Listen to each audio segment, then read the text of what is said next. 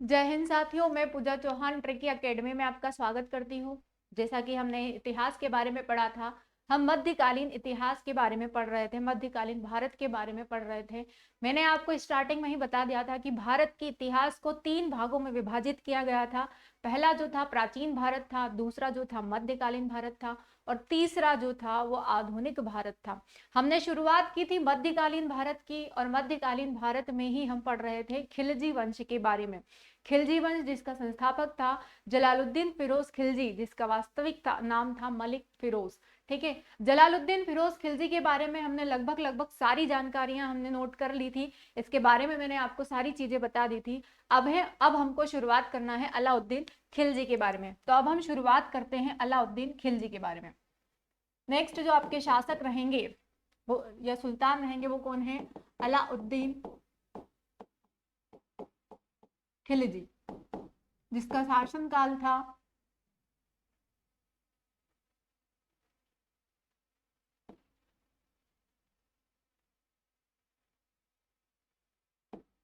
अलाउद्दीन खिलजी, जिसका शासन काल है 1296 से लेकर 1316 ईस्वी।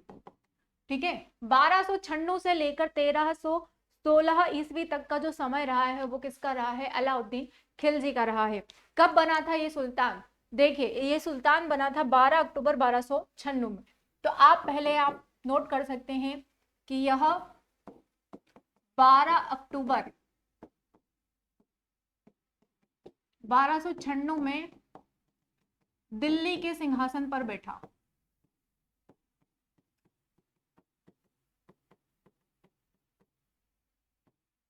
दिल्ली के सिंहासन पर बैठा 12 अक्टूबर 1296 में ये दिल्ली के सिंहासन पर बैठा। क्या हुआ था जब ये सिंहासन पर बैठा तो देखिए, इसने जो है अपने ससुर की धोखे से हत्या की थी और उसके बाद ये अगला शासक बना था, अगला सुल्तान बना था। तो ऐसा कहा जा सकता है कि ये धोखे से बनने वाला सुल्तान था, जिसने अपने अपने ससुर, इतिहासकारों का ही कहना है कि खिलजी वंश, अलाउद्दीन खिलजी की शुरुआत किससे हुई है? धोखे से हुई है, क्योंकि इसने अपने ससुर की हत्या करके दिल्ली सल्तनत का साम्राज्य हड़पा था। इसके बाद में बात आती है कि इसके बचपन का नाम क्या था या इसका वास्तविक नाम क्या था। तो यह अली गुरशास्प का वास्तविक नाम जो था वो क्या था? अली गुरशास्प। अली गुरशास्प के नाम से जाना जाता था ये, अली गुरशास्प इसके बचपन का नाम था ये। ठीक है, अली गुरशास्प। इसी इसी का चाचा जो इसका ससुर था उसने उसकी हत्या कर दी थी अली गुरशास्प ने। और अगला जो सुल्तान बना था वो कौन बना था? अलाउद्दीन खिलजी। लेकिन जनता, शासक बनने के बाद में इसने अपनी जनता के लिए कई सारे अच्छे काम किए थे, इसीलिए जनता का यह बहुत चहेता था और बहुत मानते थे लोग इसको। और एक अभिलेख, जोधपुर अभिलेख में इसकी तुलना भगवान से की गई है, क्योंकि इसने बहुत सारे नेक काम किए थे। इसीलिए जोधपुर के एक अभिलेख में इसकी तुलना किससे की गई है? भगवान से की गई है। तो आप चाहें तो लिख सकते हैं कि संस्कृत के जोधपुर अभिलेख में, जोधपुर अभिलेख में जो किस भाषा में लिखा गया है? संस्कृत में। जोधपुर अभिलेख किस भाषा में लिखा गया है? संस्कृत भाषा। जोधपुर अभिलेख में इसकी तुलना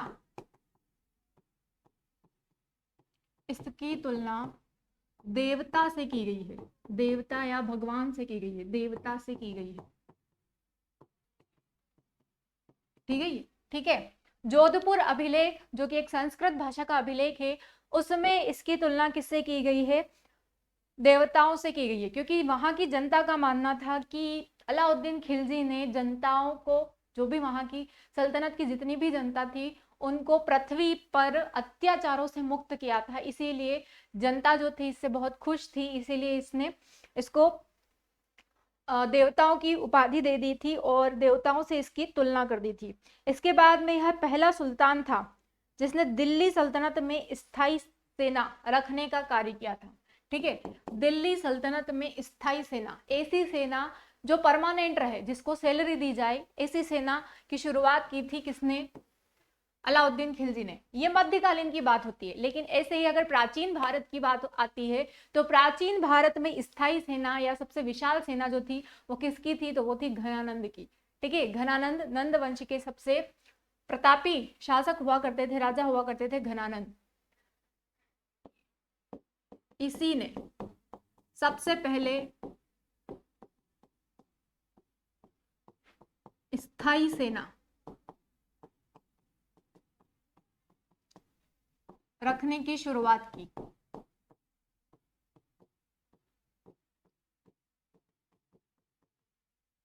इसी ने सबसे पहले स्थायी सेना रखने की शुरुआत की थी। उनको सैलरी दी जाती थी, पर मंथ सैलरी दी जाती थी उनको। इसलिए दिल्ली सल्तनत का पहला शासक था जिसने स्थायी सेना रखने की शुरुआत की थी।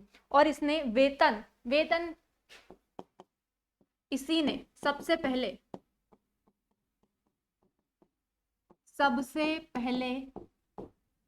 अपनी सेना को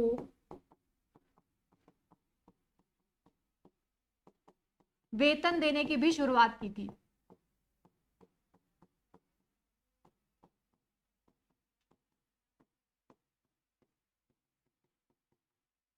ठीक है, इसी ने सबसे पहले अपनी सेना को वेतन देने की भी शुरुआत की थी। इसी के साथ में इसने अपने साम्राज्य को, दिल्ली सल्तनत का यह पहला शासक था जिसने अपने साम्राज्य का काफी विस्तार किया। इसने उत्तर भारत से लेकर दक्षिण भारत तक अपने साम्राज्य का विस्तार किया था। ठीक है, इसने उत्तर भारत से लेकर दक्षिण भारत तक अपने साम्राज्य का विस्तार किया था। जैसे जैसे इसके साम्राज्य का विस्तार हो रहा था तो इसने सोचा कि पूरे साम्राज्य में कुछ ना कुछ ऐसी प्रथाएं चलाई जाए जो सुचारू रूप से हमारे साम्राज्य को आगे बढ़ाता भी रहे और आगे सारी जो भी सिस्टम है, जो भी कर वगैरह है, उन्हें हर तरीके से सही तरीके से वसूला जाए। तो इसीलिए इसने शुरुआत की हुलिया दाग प्रथा की। इसी ने हुलिया दाग प्रथा की शुरुआत की। हुलिया दाग प्रथा की शुरुआत की। अब हुलिया दाग प्रथा क्या होती है, तो हुलिया का मतलब होता है अपना चेहरा। तो जो भी सैनिक जहां भी जाता था उसे, जो भी इसका परमानेंट सैनिक हुआ करता था, उसके पास अपना आईडी प्रूफ हुआ करता था। और आईडी प्रूफ के फॉर्म में वो क्या लेते थे, अपना ही हुलिया और नाम, नीचे अपने साम्राज्य की मोहर लगी हुई होती थी। और जो भी उनके साथ में घोड़े हुआ करते थे तो घोड़े के ऊपर उसी राज्य की मोहर दाग दी जाती थी। तो इसी को कहा जाता है हुलिया दाग प्रथा। हुलिया जो सैनिक का हुआ करता था वो अपने साथ अपने हुलिया का एक पूरा ऐसा लेकर घूमता था। और दाग प्रथा, जो भी उसके साथ घोड़ा हुआ करता था उसके ऊपर उस राज्य की मोहर दाग दी जाती थी। तो ये हुलिया दाग प्रथा कहलाती है। जैसे कि आजकल हमारे आधार कार्ड चले हुए हैं कि जहां भी आपको आईडी प्रूफ के लिए आधार कार्ड दिखाना होता है उसमें आपका फोटो है ना, उसी तरीके से उस समय हुलिया दाग प्रथा का प्रचलन था। इसके बाद में अगर आपसे पूछा जाए कि सबसे बड़ी सेना प्राचीन भारत में किसकी थी, तो वो थी घनानंद की थी, जो कि नंद वंश के शासक थे। इसीलिए उन्हें भारत का प्रथम सम्राट भी कहा जाता है। अब जैसे जैसे दिल्ली सल्तनत का विस्तार हुआ तो अलाउद्दीन खिलजी ने भी अपना असली रूप दिखाने लग गया। ठीक है, जैसे जैसे साम्राज्य का विस्तार हुआ तो अलाउद्दीन खिलजी भी अपना असल रूप दिखाने लगा कि पहले तो जनता को खुश कर दो अच्छे अच्छे काम करके, और उसके बाद में फिर अपना सही रंग दिखाया जाए उनके ऊपर अलग अलग तरह के कर लगाकर। तो यही काम किया था किसने, अलाउद्दीन खिलजी ने। तो पहले तो जनता को बहुत सारी ऐसी सेवाएं दे दी थी कि वो फ्री में ही उनका लाभ उठा सके। जैसे कि जियो की सेवाएं आपके लिए है ना, शुरुआत में आपको फ्री सेवाएं दी, फ्री नेट इंटरनेट दे दिया गया था। और अब आपको उसकी आदत लग गई है तो आपको उसका रिचार्ज करवाना ही पड़ता है, वरना नहीं तो आपका मन नहीं लगता है बिना मोबाइल चलाए। तो उसी तरीके से अलाउद्दीन खिलजी ने भी कुछ पहले ऐसे कुछ ऐसी योजनाएं चला दी थी जिसके कारण लोगों को उनकी आदत हो गई थी। और फिर उन्हीं योजनाओं के आधार पर उसने करों की शुरुआत कर दी। तो पहले तो जनता उसको देवता मानती थी, लेकिन बाद में धीरे धीरे उसने अपना असल रूप दिखाना शुरू किया और जनता उससे नापसंद करने लगी थी। तो इसी ने शुरुआत की थी किसकी, अलग अलग तरह के करों की।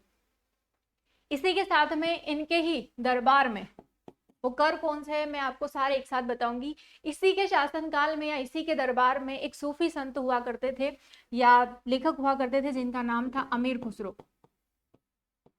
अमीर खुसरो इसी के दरबार के एक सूफी संत थे।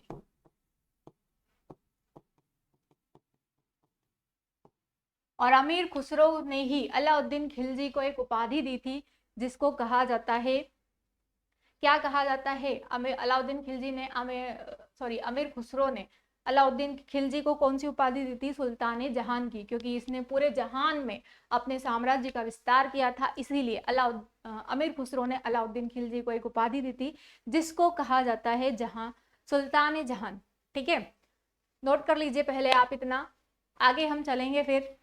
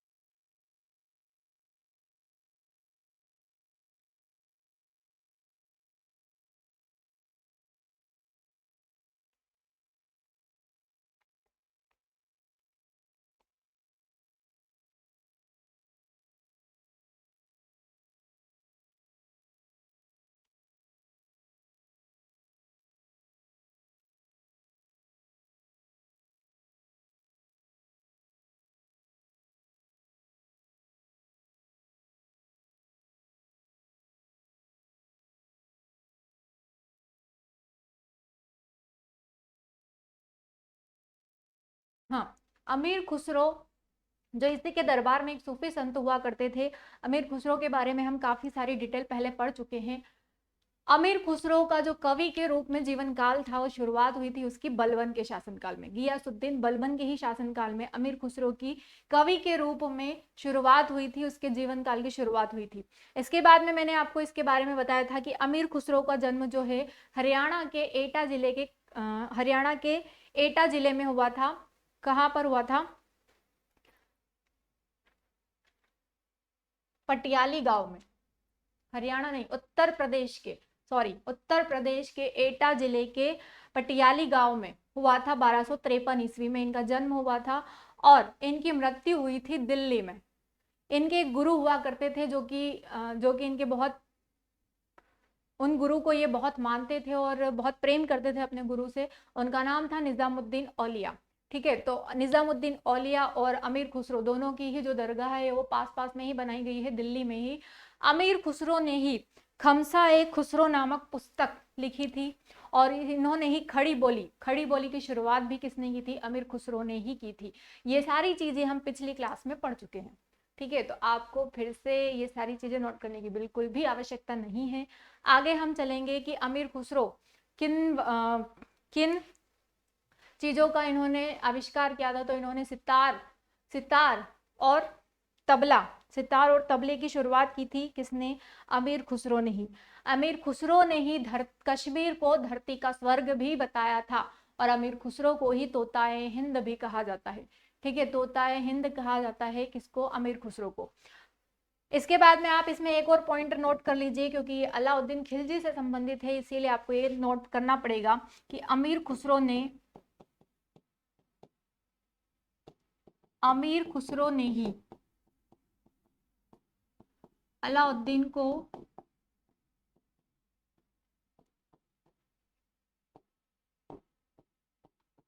सुल्तान ए जहान सुल्तान ए जहान की उपाधि दी थी।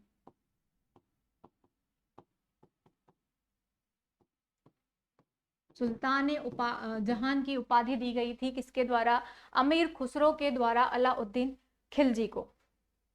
ठीक है,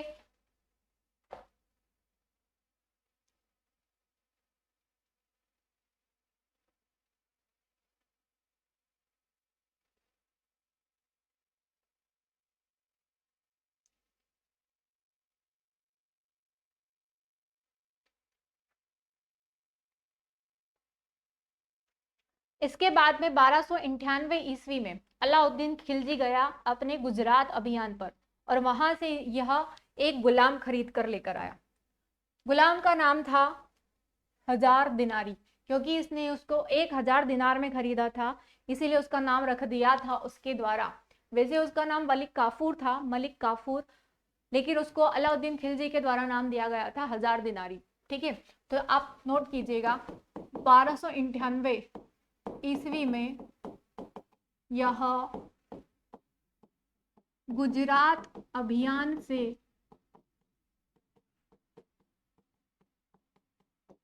एक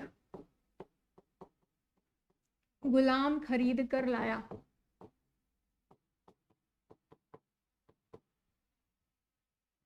जिसका नाम क्या था, जिसका नाम मलिक काफूर, मलिक काफूर। इसी को कहा जाता है 1000 दिनारी, 1000 दिनारी, क्योंकि इसे 1000 दिनार में खरीदा गया था, इसीलिए इसका नाम रखा गया है 1000 दिनारी। ये जो था ये बहुत ही ताकतवर था, ये एक प्रकार का किन्नर था, ट्रांसजेंडर था, लेकिन फिर भी इसमें वफादारी बहुत थी, होशियारी भी बहुत थी, और ये बहुत साहसी भी था। इसी के कारण खिलजी ने इसे बिना किसी झिझक के खरीद लिया था। ठीक है, उसके बाद में यह गुजरात से मलिक काफूर को लाने के बाद में आगे बढ़ा।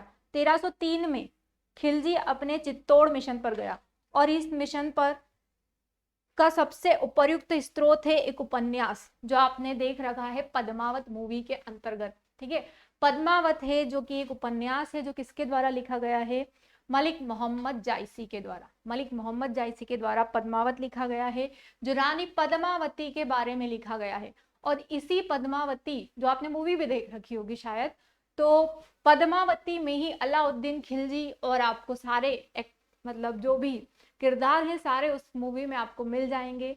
पर जिस तरीके से उस मूवी को बताया गया है उस हिसाब से थोड़ा कम रियलिटी है उसमें। ठीक है, तो आपको बताया गया है कि पद्मावत जो कि एक रानी थी, पद्मावती सिंगल देश जो कि श्रीलंका में स्थित है, वहां की राजकुमारी हुआ करती थी।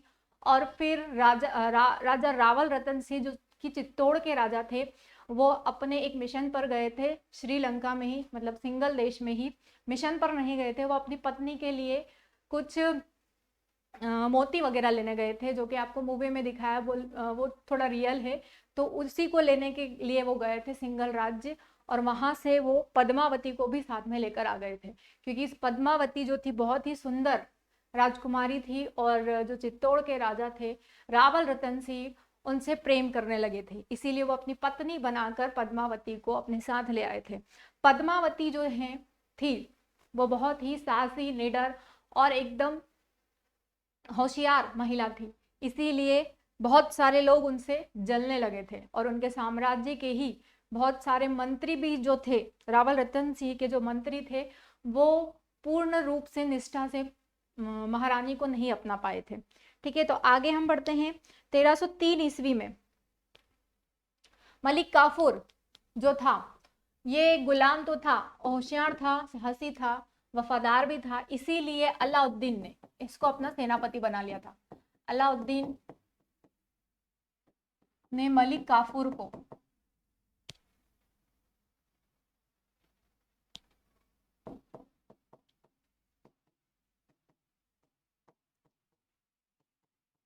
अपना सेनापति घोषित किया।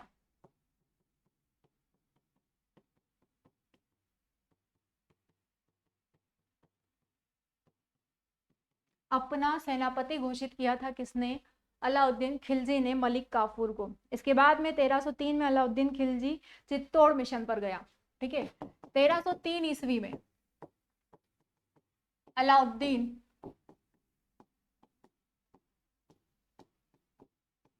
अपने चित्तौड़ मिशन पर गया।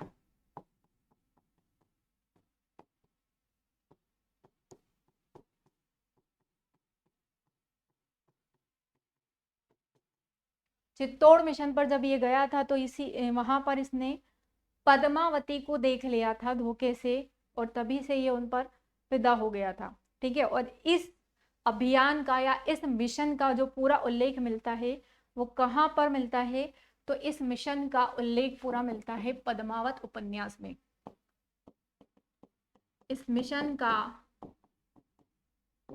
पूर्ण उल्लेख पद्मावत उपन्यास में मिलता है।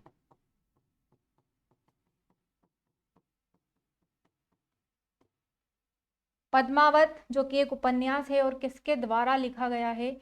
तो ये लिखा गया है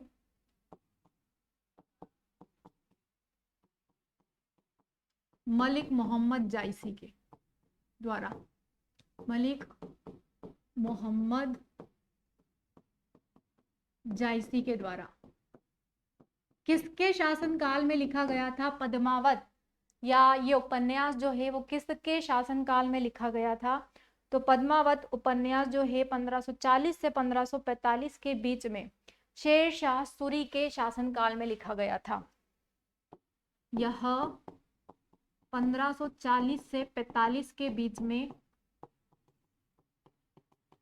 शेरशाह सूरी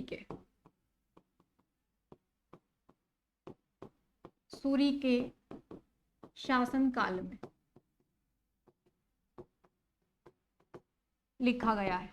ठीक है, आपसे पूछ सकते हैं कि पद्मावत क्या है? महाकाव्य है, खंड काव्य है, उपन्यास है या फिर आदि काव्य है? तो आप क्या बताएंगे कि ये एक उपन्यास है। क्या है? उपन्यास। और किसके द्वारा लिखा गया है? तो ये मलिक मोहम्मद जायसी के द्वारा लिखा गया है। किसके शासनकाल में लिखा गया है? तो 1540 से 45 के बीच में शेरशाह सूरी के ही शासनकाल में लिखा गया था। क्या?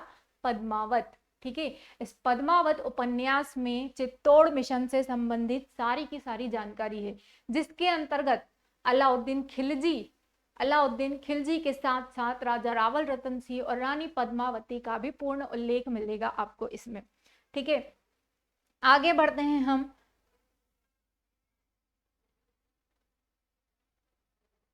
तेरह सौ छह ईस्वी में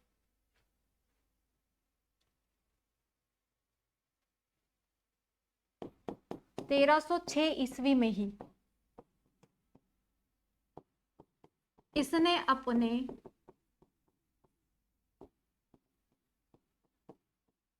दक्षिण भारत मिशन की शुरुआत की।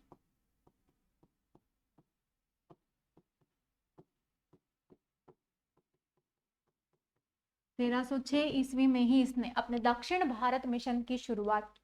और जब ये इस मिशन पर गया था, इस अभियान पर गया था, तो इसने मतलब ये खुद नहीं गया था, इसने दक्षिण भारत मिशन पर अपने सेनापति मलिक काफूर को भेजा था।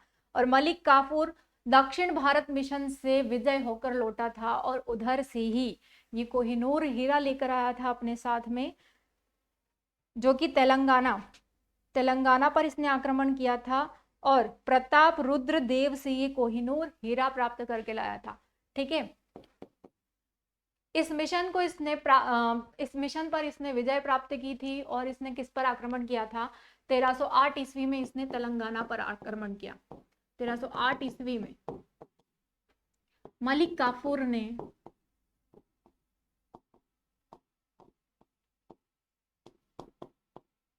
तेलंगाना पर अधिकार किया।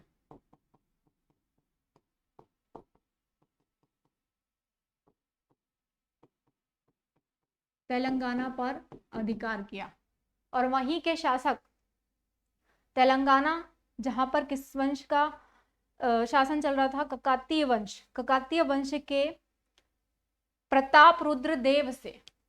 ठीक है, तेलंगाना में उस समय जो शासन काल चल रहा था वो किसका चल रहा था? ककातीय वंश, जिनके शासक थे रुद्र प्रताप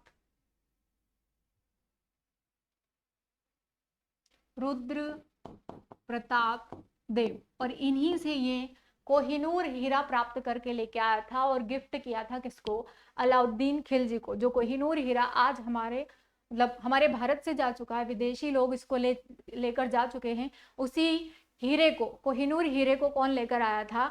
मलिक काफूर लेकर आया था, और अलाउद्दीन खिलजी को गिफ्ट किया था उसने। और किससे लेकर आया था वो? रुद्र प्रताप देव से लेकर आया था, जो कि तेलंगाना के ककातीय वंश के एक शासक हुआ करते थे। तो आप चाहे तो नोट कर लीजिए आगे, पहले इतनी चीजें आप नोट कर लीजिए, फिर आगे बढ़ते हैं हम।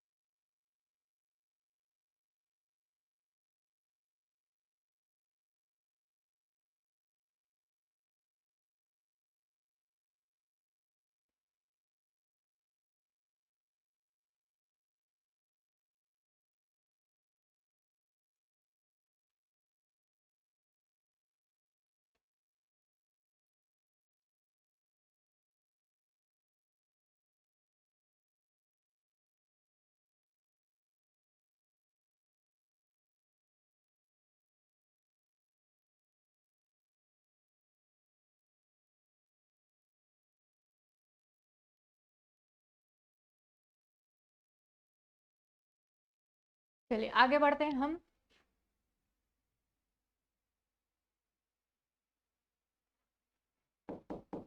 कोहिनूर हीरा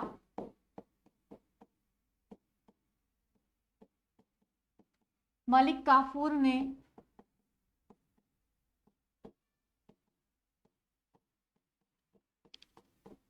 अलाउद्दीन खिलजी को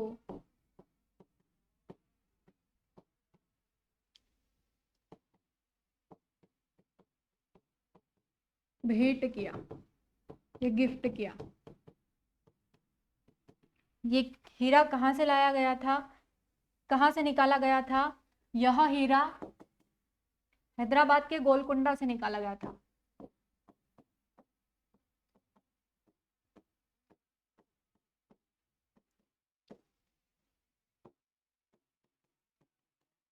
गोलकुंडा, हैदराबाद के गोलकुंडा से यह हीरा निकाला गया था।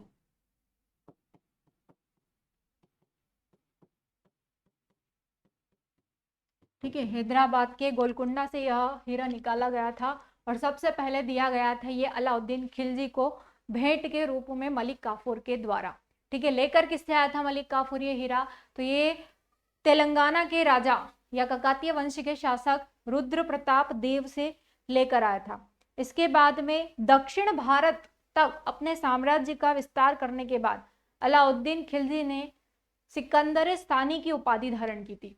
ठीक है, दक्षिण भारत के मिशन पर भेजा गया था मलिक काफूर को, और मलिक काफूर दक्षिण भारत के मिशन पर विजय प्राप्त करके आया था, इसीलिए दक्षिण भारत मिशन को प्राप्त करने के बाद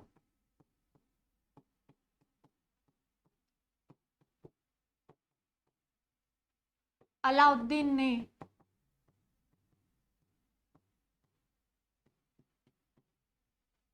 सिकंदर सानी की उपाधि धारण की।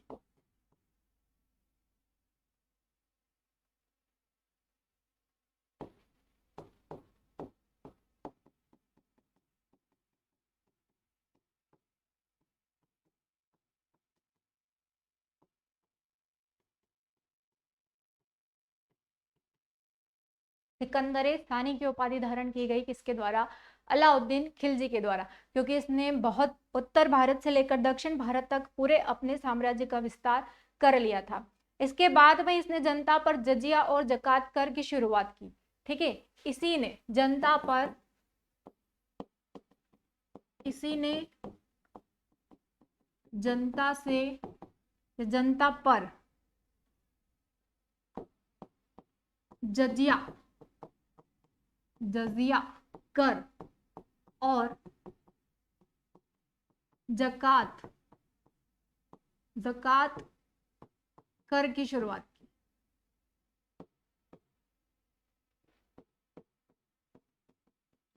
जैसा कि मैंने आपको बताया था, सबसे पहले जजिया कर की शुरुआत किसने की थी, तो वो की थी मोहम्मद बिन कासिम के द्वारा जजिया कर शुरुआत किया गया था। जजिया कर जो कि ब्राह्मणों से, विधवाओं से, विकलांग महिलाओं से या विकलांग जो भी व्यक्ति होता था उनसे नहीं, या जो गैर मुसलमान हिंदू लोगों से ये नहीं वसूला जाता था।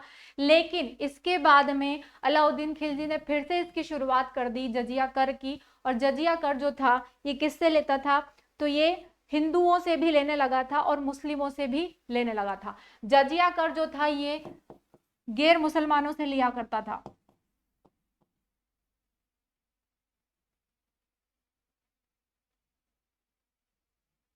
गैर मुसलमानों से ये वसूलता था जजिया कर।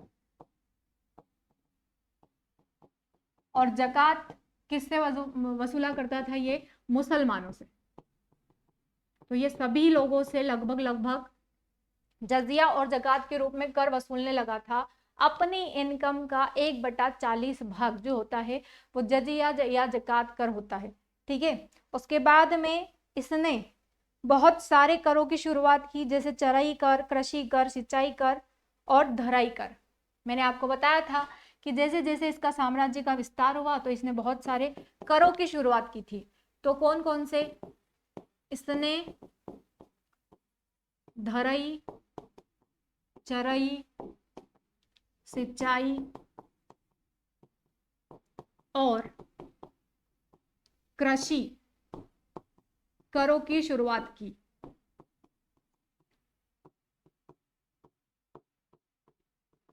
ठीक है, इसने बहुत सारे करों की शुरुआत की थी। धरई, चरई, सिंचाई। धरई जो घर का टैक्स होता है ना वो धरई कहलाता है। चरई जो जंतुओं को चराने का, उसके ऊपर भी इसने टैक्स शुरू कर दिया था। सिंचाई जो फसल उगाई जाती थी तो सिंचाई के लिए पानी लिया जाता था, उसके ऊपर भी इसने कर की शुरुआत कर दी थी। उसके बाद में कृषि, जो भी लोग कृषि करते थे तो उससे भी ये कर वसूलता था। ठीक है, तो इसने इन करों की शुरुआत की थी।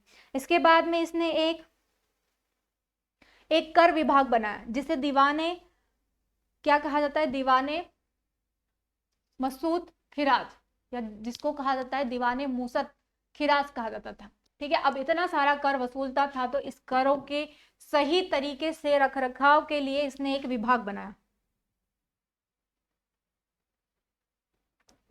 इसने एक कर विभाग बनाया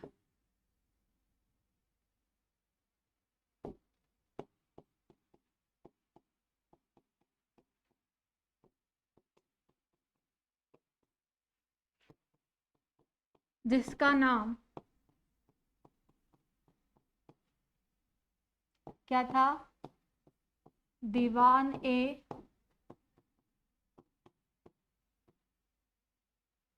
मूसत खिराज।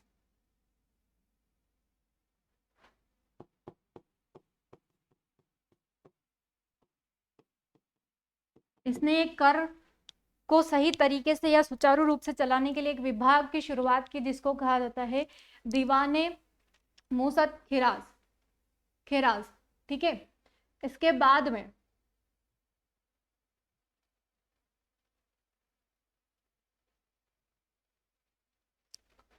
इसी ने एक सिस्टम की शुरुआत की।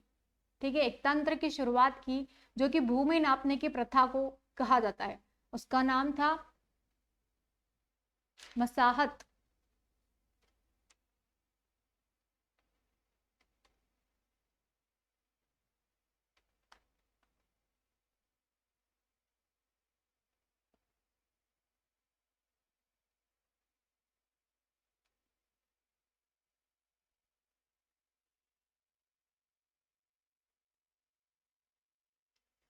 इतने सारे करों की शुरुआत की थी और एक कर विभाग बनाया था इसने, इसीलिए ये पहला सुल्तान था जिसने जिसने एक विभाग बनाया था। विभाग का नाम क्या था, कर निर्धारित करने के लिए मूल्य निर्धारित करने वाले प्रथम सुल्तान कहलाया था कौन, अलाउद्दीन खिलजी। आपसे अगर पूछा जाता है कि मध्यकालीन भारत में मूल्य निर्धारित करने वाला पहला सुल्तान कौन था तो वो था अलाउद्दीन खिलजी, या मुद्रा स्फीति को नियंत्रित करने वाला। नेक्स्ट पॉइंट आप इसमें नोट कर लीजिएगा कि यह मूल्य निर्धारण और मुद्रा स्फीति को नियंत्रित करने वाला पहला सुल्तान था।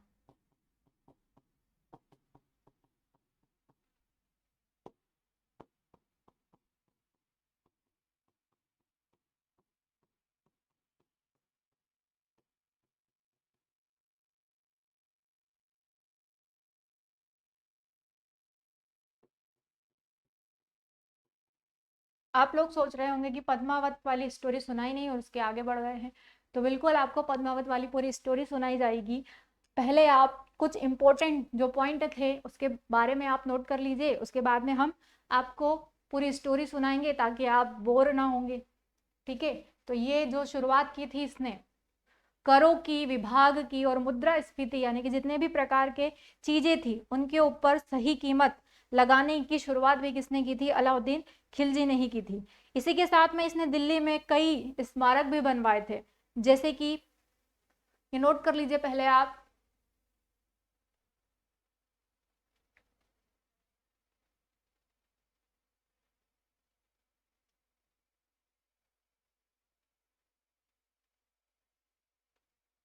ठीक है, आगे बढ़ते हैं हम। इसी ने दिल्ली में कुछ स्मारक बनवाए थे।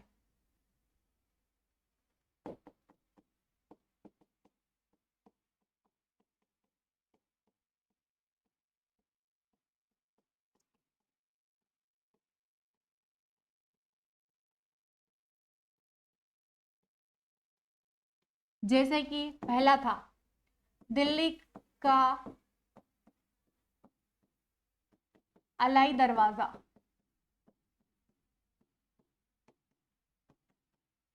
दिल्ली की अलाई मीनार, अलाई दरवाजा, अलाई मीनार, हौज खास, हौज खास और सिरी का किला, सिरी का किला, ये सारी चीजें इसने दिल्ली में ही बनवाई थी।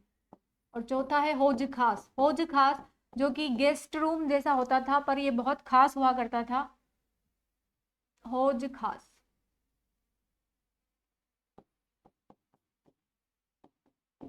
खास व्यक्तियों के लिए हुआ करता था, इसीलिए इसका नाम दे दिया गया था हौज खास।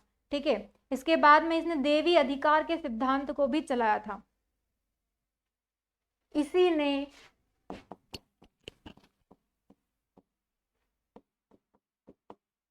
देवी अधिकार के सिद्धांत को भी चलाया था।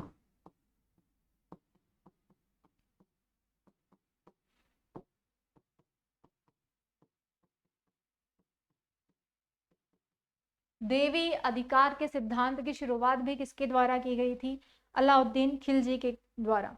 ठीक है, मुगल काल में हुलिया दाग प्रथा की शुरुआत करने वाला शासक कौन था? अलाउद्दीन खिलजी था, लेकिन शेरशाह सूरी ने ही इसे अपने शासनकाल में बंद करवा दिया था।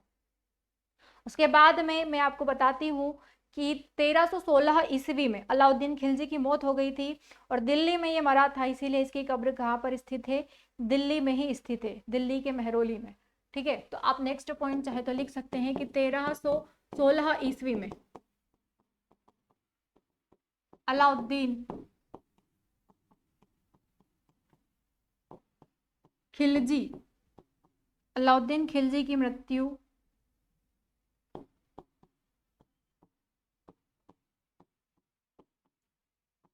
दिल्ली के महरौली में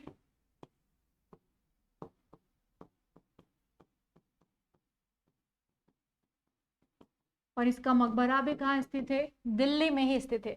जिस भी सुल्तान की जहां मृत्यु हुई है उसका मकबरा भी वहीं पर बनवाया गया है। तो 1316 ईस्वी में इसकी मृत्यु हो गई थी और इसकी मृत्यु जो हुई थी कोढ़ होने के कारण हुई थी। ये बहुत परेशान था, इसी के कारण इसने अपने खास व्यक्ति यानी कि मलिक काफूर को यह आदेश दिया कि वो उसकी हत्या कर दे। इसीलिए 1316 से लेकर 1316 में ही मलिक काफूर ने इसकी हत्या कर दी है थी। ठीक है, मैंने आपको बताया था कि 1303 ईस्वी में अलाउद्दीन खिलजी चित्तौड़ मिशन पर गया था और चित्तौड़ मिशन पर ही क्या हुआ था? सारी घटनाएं घटी थी, यानी कि उपन्यास लिखा गया था मलिक मोहम्मद जायसी के द्वारा। और क्या लिखा गया था तो सुनिए अब आप इसको। ठीक है, पद्मावत उपन्यास में ये बताया गया है कि जो अलाउद्दीन खिलजी था उसकी सबसे बड़ी कमजोरी थी महिलाएं। और रानी पद्मावती जो थी सिंघल राज्य की राजकुमारी हुआ करती थी और चित्तौड़ के राजा रावल रतन सिंह की पत्नी थी। रावल रतन सिंह जब श्रीलंका यानी कि सिंघल राज्य गए थे तो उधर से उन्हें लेकर आए थे, उन्हें बहुत पसंद आ गई थी रानी पद्मावती, इसीलिए उन्होंने उनके साथ में विवाह कर लिया था। रावल रतन सिंह के ही दरबार में एक मंत्री हुआ करता था जो कि उनका बोलते हैं ना कि जो पूजा पाठ करते हैं वो हुआ करता था। उनका नाम था राघव चेतन। राघव चेतन ने क्या किया था, रावल रतन सिंह और पद्मावती के कुछ प्राइवेट सीन देख लिए थे और उनको शक होता था हमेशा पद्मावती के ऊपर कि रावल रतन सिंह पद्मावती पर इतना विश्वास क्यों करते हैं। तो उन्होंने कुछ ऐसे दृश्य देख लिए थे उनके कुछ, तो उसी के कारण रानी पद्मावती ने उनको ये करते हुए देख लिया और इसी के लिए बैठक मतलब मीटिंग करवाई, राज दरबार में उनको बुलाया गया और वहीं पर उनका अपमान करके उन्हें राज्य से निकाल दिया गया। इसी अपमान के कारण राघव चेतन ने इसी अपमान के कारण बदला लेने का सोचा और बदला लेने के लिए ही वो जा पहुंचे किसके पास, अलाउद्दीन खिलजी के पास। जैसे ही वो अलाउद्दीन खिलजी के पास पहुंचे तो वहां पर उन्होंने रानी पद्मावती की बहुत बड़ा चढ़ाकर सुंदरता का उन्होंने बखान किया, अतिशयोक्ति प्रयोग का उन्होंने प्रयोग किया। अतिशयोक्ति अलंकार में यही होता है ना, बड़ा चढ़ाकर वर्णन करना। तो उन्हें पता था, राघव चेतन को पता था कि जो अलाउद्दीन हैं उनकी सबसे बड़ी कमजोरी है महिलाएं, तो क्यों ना जिस महिला ने मेरा अपमान किया है मैं उसी महिला के लिए उनके मन में कुछ ऐसी बातें भर देता हूं ताकि वो उनसे बदला ले। इसीलिए राघव चेतन ने अलाउद्दीन खिलजी के सामने रानी पद्मावती का इतना बड़ा चढ़ाकर वर्णन किया कि अलाउद्दीन खिलजी उनको देखने के लिए पागल सा हो गया कि कुछ भी हो जाए अब मैं उन्हें देखकर ही रहूंगा, उनको हासिल कर कर ही रहूंगा। इसीलिए लगभग 6 महीने तक वो उनके किले के बाहर उनका इंतजार करता रहा। उन्होंने एक शर्त रखी कि या तो रानी पद्मावती का एक बार वो दीदार करा दे। रावल रतन सिंह के सामने उन्होंने शर्त रखी कि या तो वो रानी पद्मावती का एक बार दृश्य दिखा दे, उनकी सूरत दिखा दे, नहीं तो वो चित्तौड़ पर आक्रमण कर देंगे। तो वो लगभग 6 महीने तक वहां पर चित्तौड़ के किले के बाहर पहरा देकर बैठा रहा।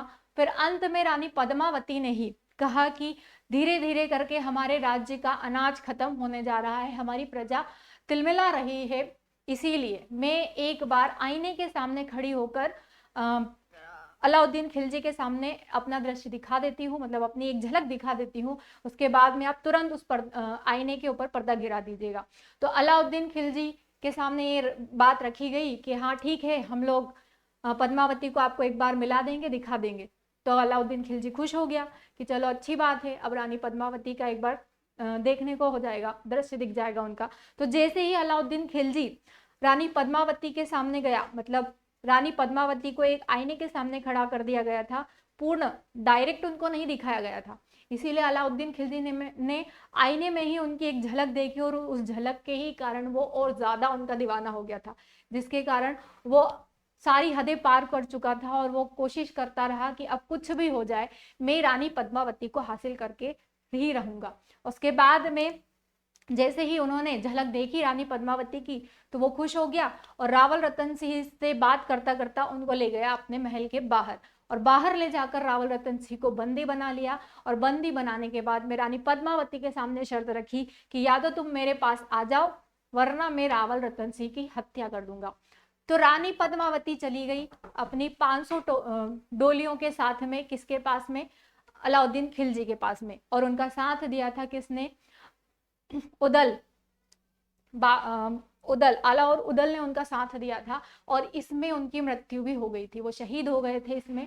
उसके बाद में रावल रतन सिंह के बीच में और अलाउद्दीन खिलजी के बीच में, उस समय अलाउद्दीन खिलजी के पास जब डोली में वो लेकर आई थी पद्मावती तो वो उनके हाथ नहीं लगी थी और वो जल्दी से रावल रतन सिंह को छुड़ाकर अपने साथ ले गई थी चित्तौड़ में। और उसी के बाद में अलाउद्दीन खिलजी और रावल रतन सिंह के बीच में युद्ध हुआ और इस युद्ध में अलाउद्दीन खिलजी ने रावल रतन सिंह की हत्या कर दी।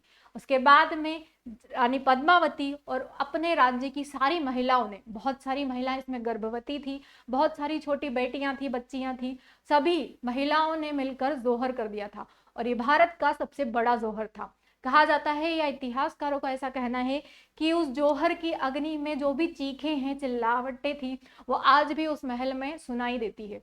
ठीक है, और उसके साथ में उस समय जो उन महिलाओं के अंतर मन से जो भी बद्दुआ निकली थी, उस दृश्य को बाद तक भी 1316 तक भी अलाउद्दीन खिलजी नहीं भुला पाया था, और अंत समय में उसको कोढ़ हो गया था। कहा जाता है कि अलाउद्दीन खिलजी को जो कोढ़ हुआ था वो उन्हीं महिलाओं का श्राप था, क्योंकि वो बेकसूर महिलाएं थी और उन्हीं के इस श्राप के कारण उसकी ये हालत हुई थी, और बहुत तड़प तड़प कर वो मरा था। और अपने जो सेनापति था मलिक काफूर, उसके साथ उसके शारीरिक संबंध भी थे, और इसीलिए उसने मलिक काफूर को ही कहा कि मैं दर्द से तड़प रहा हूँ, तुम मुझे अब रिहा कर दो इस दर्द से और मेरी हत्या कर दो। इसलिए मलिक काफूर ने 1316 में दिल्ली के ही किले में अलाउद्दीन खिलजी की हत्या कर दी थी। और अगला जो शासक बना था वो बना था कौन?